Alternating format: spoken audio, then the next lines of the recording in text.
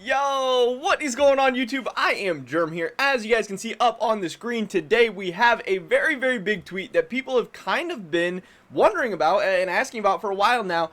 Who is the MSI on-air talent team going to be? Who are the casters going to be? Who are the analysts going to be? Who are the interviewers going to be? And how is this all going to work? Are they going to be going to Iceland? Is it going to be remote? You know, what exactly is going on? And all of that has been answered and more in this article posted by lolesports.com. I think this stuff is very interesting. And one caster in specific that I did want to talk about that we might be getting more and more insight into his future is BWIPO himself, who, as you can see, is featured in this picture here. It's a little tiny right now. We're going to blow it up. We're going to go in the whole article. We're going to break it all down.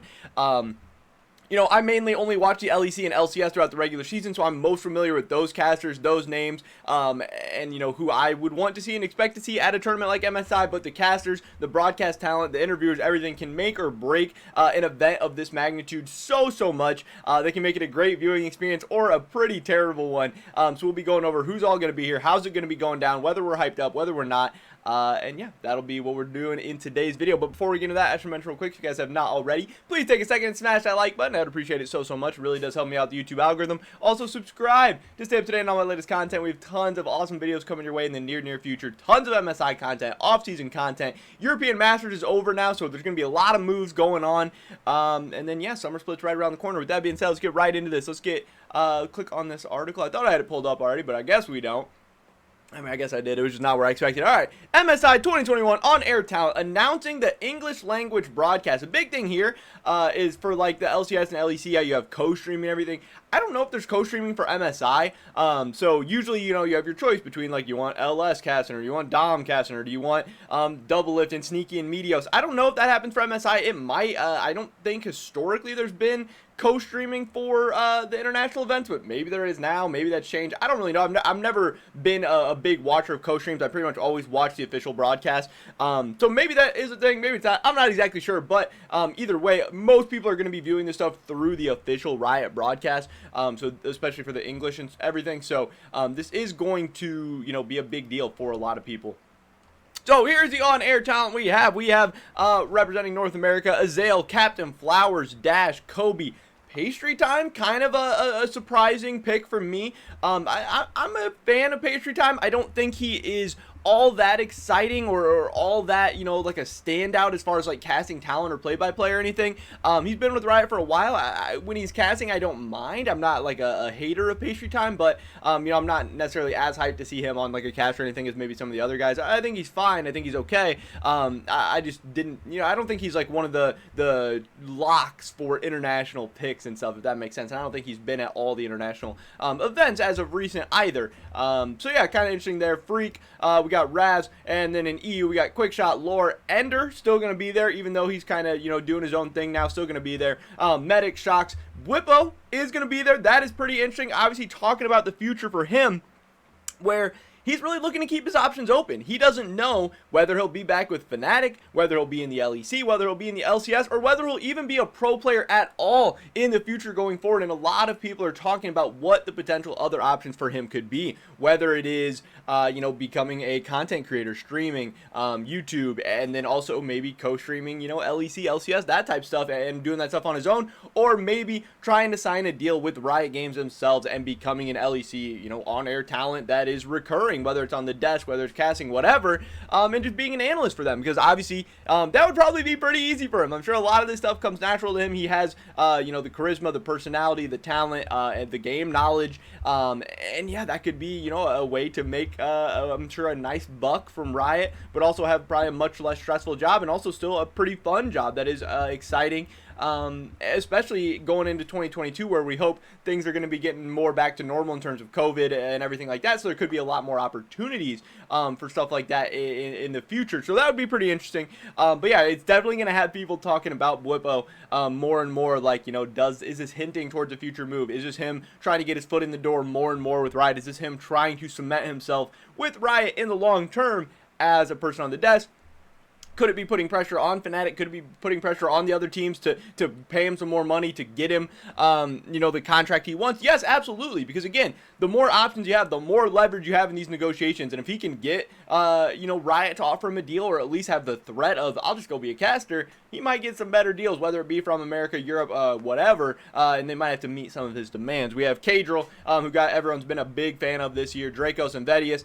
And then we've got Clement, Dagda, Lyric, Atlas, Wadid, Wolf, Chronicler, and Valdez from the other kind of various regions around the world. I don't know exactly where everyone's from. I'm pretty sure Valdez is LCK.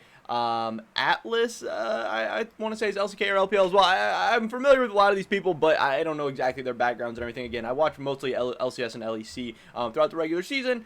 There's only so many hours in the day. LCK and LPL usually on at bad times and everything. But what else I thought was interesting was the broadcast plans. There has been a lot of talk of how remote broadcasts and not having fans and everything has taken away from the viewing experience, even for people at home.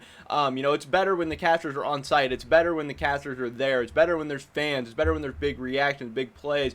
There's not as many technical difficulties and just like awkward situation scenarios. And it's not just a head on a screen talking to people. It's actually a person there.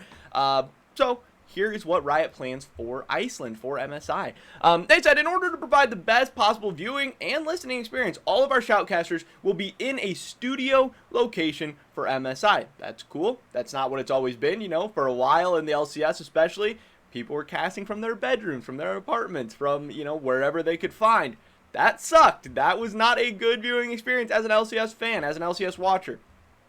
The analyst desk will be done from the LEC studio, featuring an LEC host, LEC analyst, and remote call-in guests from around the world. So again, that's not ideal. It sucks they won't be in Iceland, but hopefully it won't be too bad. I still think it's really, really difficult to get those people calling in from all over the world. You have a little bit of input lag. It gets a little bit awkward. And again, it's just a head on a screen. I don't know. I'm not the biggest fan of it, but LEC host, LEC analyst will be on the desk. That won't be too big of a deal. All casting will be done from the LCS, LEC, and LCK studios, but don't worry, LPL fans. Lyric will join the LCS casting team in LA. So that's kind of cool that, there will still be some LPL representation. He's just going to be flying into, the United States, into Los Angeles. I wonder how the logistics of all that worked out. Obviously, travel's not the easiest right now. We see, that's going on all around the world. I wonder what they'll have to do, especially over in California where, there's maybe tighter restrictions and everything. Interviews will be conducted by Dash, who will be on site in Iceland, as well as Lore from the LEC studio. I think that's pretty cool. Since Dash is actually going to be in Iceland, him being there to actually get to interview people, hopefully that will be a really, really good thing. Because again, I think some of these virtual, Zoom, whatever type interviews can be just not very good. They're a little bit more difficult. They're a little bit rough. The technical difficulties, the audio quality will suck. There'll be lag. There'll be, I don't know. It feels way less personal. It feels way less, you're already watching at home through a screen. Now you're watching through another screen, and we've seen it. LCS viewership has gone down. Viewership on a lot of stuff has gone down throughout the year as the LEC has been able to get back in the studio, back, actually in person and everything. Their broadcast has been pretty good, and their viewership has increased, and people are still engaged and interested, where the LCS has kind of flopped in that regard. So, the more back to normal we can get, the better things are going to be for the players, for the analysts, for the casters, for everybody, but also for viewership, the fans. Either way, MSI is going to be sick. It's going to be absolutely crazy. It's going to be awesome. The viewership is going to be great. People are going to be hyped up and excited. But to get the best possible experience, you want it to be as close to the real thing, as close to what we know and love.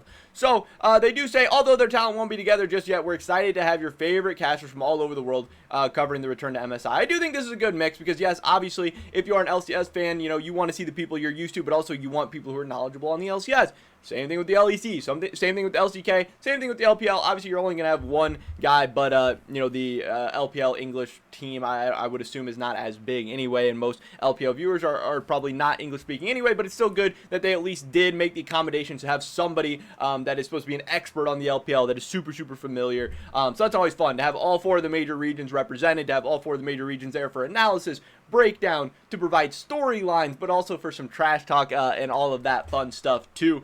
So the Midseason Invitational begins on May 6th. What day are we talking? Thursday, right? Yes, May 6th on Thursday. Tune into LOL Esports to catch all the action. I'm sure they're giving away, you know, the viewership prizes and everything. You know, those are kind of trash, but those will be a thing. May 6th, we are now, what, 3 days away? Today is May 3rd. It's going to be fun. It's going to be exciting. And again, WIPO is going to be there. I'm really hyped up and excited for that. I think that's going to be fun. But also watching how that storyline unfolds of, you know, WIPO being a caster, signing to Riot. What's going to happen with that? That's definitely going to be talked about. Overall, I think this casting lineup, like people are saying on Twitter, it's absolutely stacked. It's loaded. There is so many great people here. You know, some of my favorites, definitely. I'm big fans of a lot of the LCS guys. Azael, Captain Flowers, Dash, Kobe. I think those four are just absolute monsters. I think WIPO and Cadril are going to be great. Shocks, you know, it's like a classic.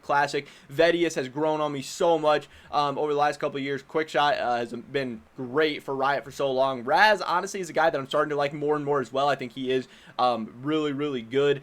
And then, yeah, getting to, you know, hear from a lot of the LCK and Lyric for the LPL and all that. That's going to be fun. It's going to be exciting. I respect so many of these Riot guys so much. I think they are so talented. What they do is crazy. It's fun. It's exciting. It makes it or breaks the event for us fans, and I'm hyped up and excited for this one. But that is pretty much it for this video today, ladies and gentlemen. This is your MSI 2021 On-Air Talent team. Definitely drop a like on this video if you guys did enjoy it. I would appreciate it so much. Leave a comment down below.